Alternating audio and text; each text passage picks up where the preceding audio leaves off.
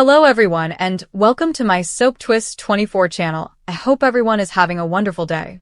Before we begin, please hit the subscribe button and give this video a thumbs up. The jail chamber was antiseptic, with frigid, pale blue walls that appeared to absorb light rather than reflect it. Bill Spencer sat in a hard chair by the bed, his broad shoulders slumped and his hands clutched tightly together as if he were holding himself together with sheer willpower. The steady beep of the heart monitor filled the silence, a metronome for his racing thoughts. Luna, pale and vulnerable beneath the spotless white sheets, did not resemble the bright young woman he had come to know. Her eyes were closed, and she breathed shallowly yet consistently. She was still alive, at least. That was the only thing keeping him from falling apart completely. He had not intended to overhear the exchange. It had been a fluke, a case of being at the wrong place at the right time, or possibly the worst time. He was at Forrester Creations, dropping off some paperwork for a deal, when he noticed quiet, anxious sounds coming from one of the design offices. Katie Logan's harsh voice of astonishment had stopped him in his tracks. "Are you telling me Luna is Bill's daughter?" she remarked, her words cutting through the air like a razor. Bill had frozen, his pulse hammering so fast he felt it might burst. He waited, scarcely breathing, until Poppy Nozawa's shaky voice confirmed it. "Yes. I never informed him. I could not. Not after everything." The realization struck him like a freight train. Luna, the bright, ambitious intern at Forrester Creations, the girl who had always struck him as strangely familiar, was his daughter. His biological daughter. The weight had nearly brought him to his knees. He stumbled out of the building, the Los Angeles light blinding him, and drove straight to the hospital, where Luna was recovering from a car accident that had left her with a concussion and a damaged arm. He had not informed anyone what he had heard. Not yet. He could not. Not until he saw her, until he could peer into her eyes and see the truth for himself. Now, sitting at her bedside, Bill relived every interaction he'd ever had with Luna. The way she inclined her head when she laughed, the firm set of her jaw when she was determined to prove herself. It was like seeing pieces of himself reflected back. How did he miss it? How did he not know? The questions nagged at him, each one harsher than the last. Poppy had kept this from him for years, and while the betrayal hurt, it was nothing compared to the pain of knowing Luna had grown up without him. Without a father. Without him. Katie Logan, across town, was unraveling. Her apartment, which is usually a haven with clean furniture and soothing lighting, felt like a cage tonight. She paced the living room, her heels clicking against the wooden floor, her head a jumble of feelings that she couldn't unravel. Anger, hurt, and incredulity swirled together, each vying for control. She'd always known Bill had a difficult past, filled with secrets and rash actions. But this? She had not expected this wound. Katie had adored Bill, even as their marriage shattered under the weight of his ambition and her desire for honesty. They had fought, reconciled, then fought again, creating a tapestry of passion and agony. But despite it all, she thought she understood him. Every scar, imperfection, every secret corner of his heart. To find out now that he had a daughter, an adult daughter he had no idea about, felt like a betrayal of everything they'd shared. It wasn't just that Luna existed. Poppy had kept her a secret, and Bill had inadvertently allowed another piece of his life to pass through Katie's fingers. She stopped pacing and collapsed onto the couch, placing her palms against her eyes as if to block out the reality. Luna was Bill's daughter. The words rang in her thoughts, each repetition a new cut. She remembered Luna, sweet, talented Luna, who had always seemed eager to please, trying to carve herself a place in the world. Katie had liked her and even mentored her, never suspecting the reality. Every memory of Luna was tarnished by the realization that she was a living reminder of Bill's life that Katie could not reach. Katie flinched as the phone on the coffee table chimed.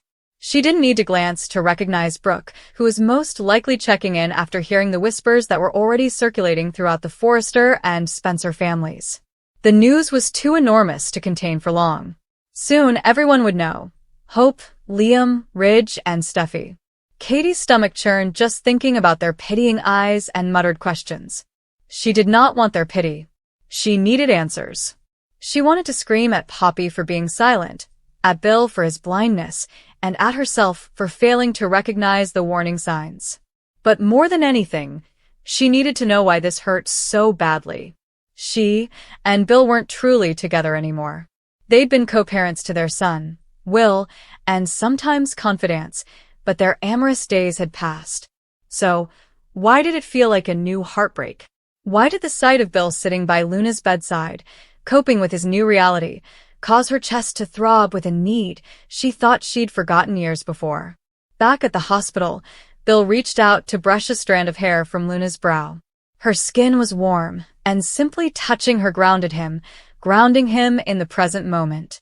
He had no idea what to say when she woke up. How do you tell someone you are their father after a 20-year absence? How can you explain the years of missing birthdays, school performances, and bedtime stories? The guilt was a live thing, tearing at his insides, and he questioned whether he'd ever be able to put it right. He recalled Poppy's emotional confession, which still rang in his ears. She had been young, afraid, and alone when she discovered she was pregnant. Bill was married to Katie at the time and was creating his empire at Spencer Publications, so Poppy chose to disappear rather than disrupt his life. It was a logical decision in theory, but in actuality, it deprived Luna of her father and Bill of his daughter. He wasn't sure he could forgive Poppy for that, but he also knew he couldn't hate her. Not after she gave him Luna. When the door creaked open, Bill looked up to see Poppy standing there, her eyes red-rimmed and her hands twitching uncomfortably at her sides. She looked like she hadn't slept in days, her typical composure replaced with a vulnerability that made Bill's heart ache. "How is she doing?" Poppy muttered, her voice barely heard above the hum of hospital equipment. "Stable," Bill said, his voice hoarse. He couldn't look at her yet. "The doctors say she'll be fine." Poppy nodded, going closer but staying back from the bed, as if she didn't trust herself to come too close. "I'm so sorry, Bill. I never intended for you to find out like this." He wanted to yell, to ask why she'd withheld this from him, but the words stopped in his throat. Instead, he posed the question that had been on his mind since he overheard her. "Why haven't you told me?" Poppy's lips shook, and she put her arms over herself, as if to keep herself together. "Bill, I was 22. I was nobody, just a girl who became engrossed in your world for a little while. You were married, successful, and untouchable. I did not expect you would desire her. I didn't think you'd want me." Her comments impacted him more than he anticipated. He had always prided himself on being a man who accepted responsibility and faced his mistakes head-on. But Poppy hadn't given him the chance, which hurt more than he could explain. "You didn't get to decide that for me," he added gently. "Or for her." Poppy flinched, but did not argue. She just stood there, tears streaming down her face, and Bill felt a twinge of pity despite his wrath. This wasn't only about him. It was about Luna and what she needed right now. Meanwhile, Katie was still dealing with her own feelings. She'd poured herself a glass of wine, but it sat untouched on the coffee table, its rich red liquid reflecting the light like blood. She did not want to drink. She did not wish to numb the agony. She wanted to experience and comprehend it, so she could make sense of the turmoil in her heart. She reflected on Will, their son, who was away at college and blissfully oblivious of the recent revelation. How would he respond if he discovered he had a half-sister? Will he feel betrayed, as Katie did? Or would he welcome Luna, welcoming her into the family with a warmth Katie wasn't sure she could muster? The thought of Will triggered a new surge of guilt. She'd always wanted to shield him from the chaos of their family, but this was something she couldn't do. Her phone buzzed again, and she took it up. Bill texted, "I'm at the hospital with Luna. Can we speak later?" Katie's breath caught when she heard the words, which were simple but powerful. He was certain she knew. Of course he did. Bill was always able to read her, even when she didn't want him to. She composed a response, "Okay," and pressed submit before she could overthink it. She was unsure what she would say when they spoke, but she knew she couldn't escape it. Not this time. Back at the hospital, Luna moved, her eyelids fluttering as she regained consciousness. Bill leaned closer, his heart in his throat, as her eyes widened and fixed on him. "Bill," she whispered, her voice faint but distinct. "Hey, kid," he said with a forced smile. "You scared me there for a minute." Luna's lips curled slightly, but her eyes were filled with perplexity. "What happened?" "You were in a vehicle accident," Bill explained, his voice level. "But you're fine. You'll be all right." She nodded softly, her gaze shifting to Poppy, who was still standing by the door. "Mom," she exclaimed, her voice breaking. Poppy hurried forward, grabbing Luna's hand. "I am here, sweetie. I'm right here." Bill watched the mother and daughter and felt a sense of exclusion. He wasn't really present in this moment. But he would be. He needed to be. He stood with his chair scraping across the floor and cleared his throat. "Luna," he murmured, his tone harsher than he intended. "There is something we need to discuss about. When you're feeling better." Luna's brow furrowed slightly, but she was too tired to ask for answers. She nodded, her eyes closing again, and Bill felt a powerful sense of protectiveness that nearly overtook him. He wasn't sure how to be a father to an adult daughter, but he was determined to figure it out. For Luna's sake. As the night progressed, the hospital became quieter, with the bustle of the day giving way to the silence of midnight. Bill remained by Luna's side, watching her sleep, while Poppy sat in the corner with her head bent. Across town, Katie sat alone in her penthouse, staring out at the city lights and trying to put herself back together. The truth had shattered them all in various ways, and no one knew how they would put the pieces back together. However, one thing was certain: nothing would ever be the same. Bill nearly collapsed when he discovered Luna was his biological daughter. Nothing could have prepared him for this, even though he had experienced betrayal, grief, and the harsh edge of his own ambition numerous times before. It felt as if someone had destroyed his entire life, all he believed he knew about himself, into 1,000 unidentifiable pieces. He had always thought of Luna as Poppy's daughter, a brilliant, lovely soul who inherited her mother's elegance, but not her disorder. He'd watched her from afar, charmed by her kindness and the way she brightened any space without even trying. But he never imagined she was carrying his blood. That single reality struck him more deeply than any boardroom treachery or romantic disappointment could. Bill remained in his office long after everyone had gone home. The Los Angeles skyline glimmered through the windows, but he didn't see it. The DNA result was open on his desk, a few printed sheets that had turned his world upside down. He'd asked for it on a whim, partially expecting a negative response. Stupid curiosity, he'd told himself. But now it ridiculed him in quiet, printing the truth with cold, clinical precision. William Spencer, his biological father. Katie had been the one to walk in and see him staring at the paper. "Bill," she whispered gently, her voice shaking as if she could feel the storm coming. "What is it?" "You appear to have seen a ghost." He had not responded.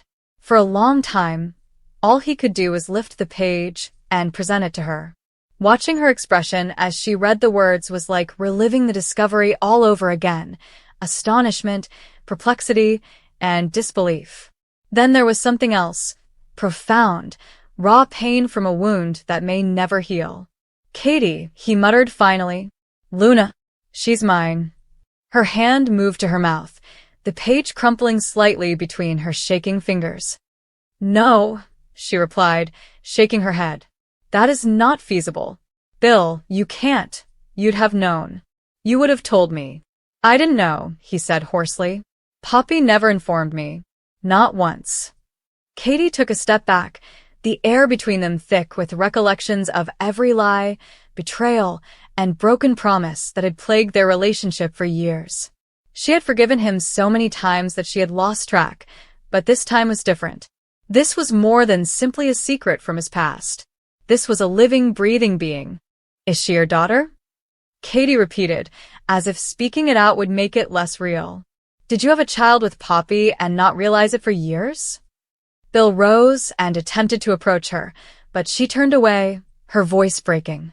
"Do you even understand what this means? Everything we've established, everything we've attempted to rebuild, It's all based on half-truths. He wanted to reach for her and tell her that it didn't change his feelings for her, but he knew that wasn't the case. Everything had changed. In an instant, his priorities, remorse, and sense of self had all transformed. That night, Katie went home alone.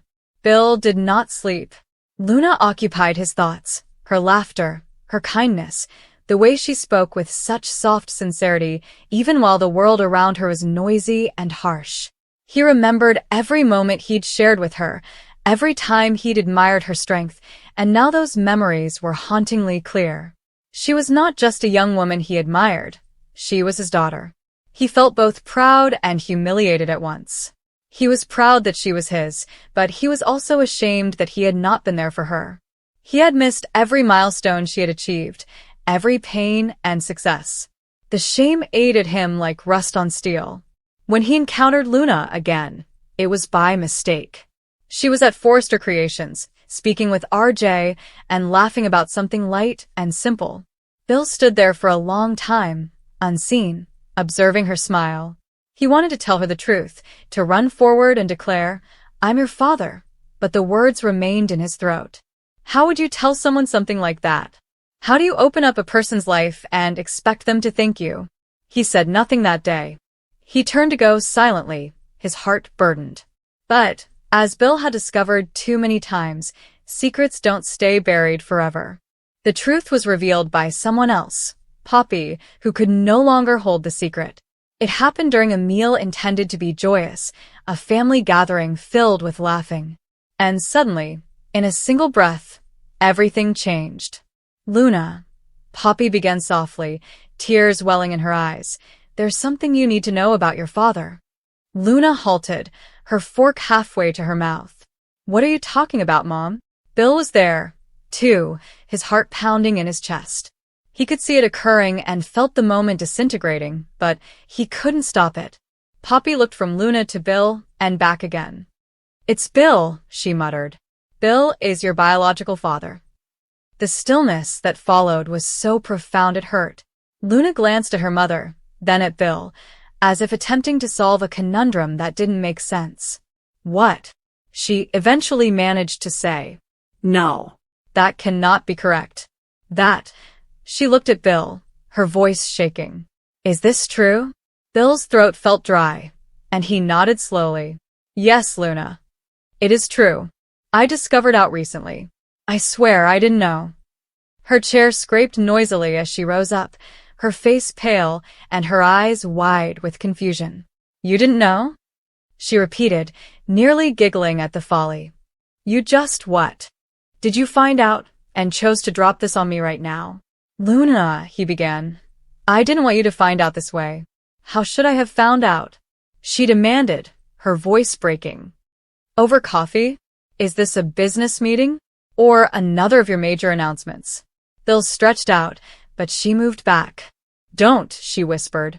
"Do not touch me. I can't. I don't even know who you are." Katie had also been present, standing in the backdrop, her eyes glossy with unshed tears. It was hard to see the scenario develop.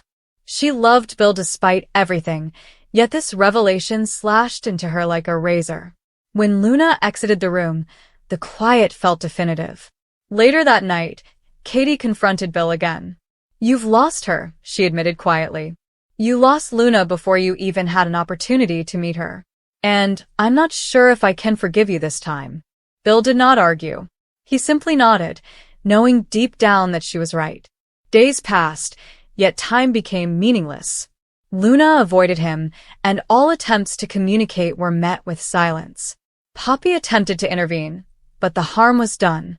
Luna's world had shifted, and nothing made sense anymore. Luna found the information more than upsetting. It shattered her identity. Everything she believed she understood about herself, her family, and her place in the world had been changed without her permission. The guy she had admired from a distance, the powerful, imposing figure who appeared invincible, was her father. She spent nights staring at old photographs, wondering why no one had ever told her. She recognized Bill in her reflection, the sharpness in her jawline, the defiant tilt of her chin. It made her feel simultaneously connected and distant. One night, she went to the shore, where she used to walk with her mother as a youngster. The waves smashed gently against the coast, unconcerned about her pain. She sat there for hours before hearing footsteps behind her. If you want to see the second part of this, please provide feedback in the comments section.